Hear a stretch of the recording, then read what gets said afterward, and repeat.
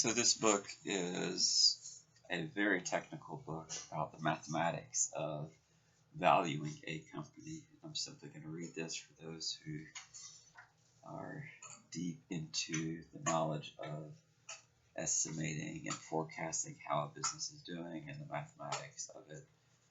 This is called Continuing Valuations and the Subtleties of continuing value for a major company. This one says a related issue is the concept of a company's competitive advantage period or period of supernormal returns. This is the notion that companies will earn returns above the cost of capital for a period of time, followed by decline to the cost of capital. While this concept is useful, linking it to the length of the forecast is dangerous.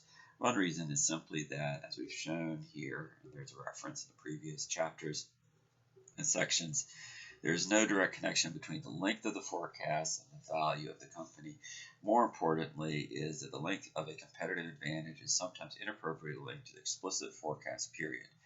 Remember, the key value driver formula is based on the increment returns on capital, not company-wide average returns.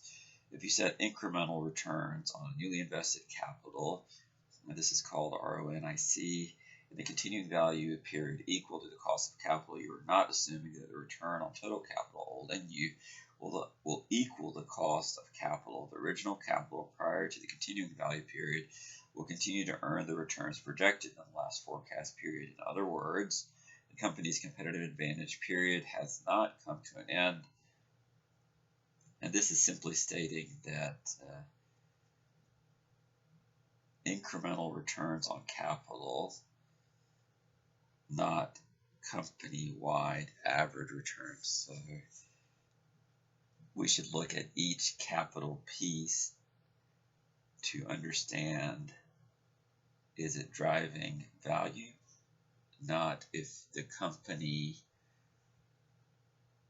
as a whole is returning at a greater rate. Because what happens, to simplify the concept, if our bicep is strong and everything else isn't functioning, it doesn't mean that our whole body is considered at its best peak health.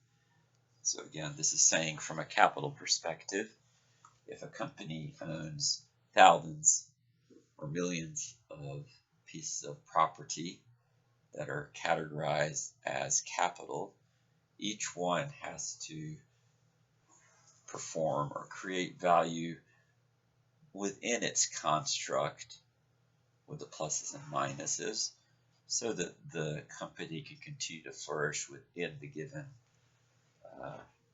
past period and incremental period, not within the future forecast. Again, it's saying if your entire body is healthy, that's awesome. If one part of your body isn't thriving, that might be okay. But if everything on the capital side is not returning some level of incremental growth or healthy response, it may not be good for capital subtleties of growth. And so if one piece is outperforming the rest, that's great, but it can't go in the negative direction as a healthy cost of capital measurement piece. Assalamu alaikum.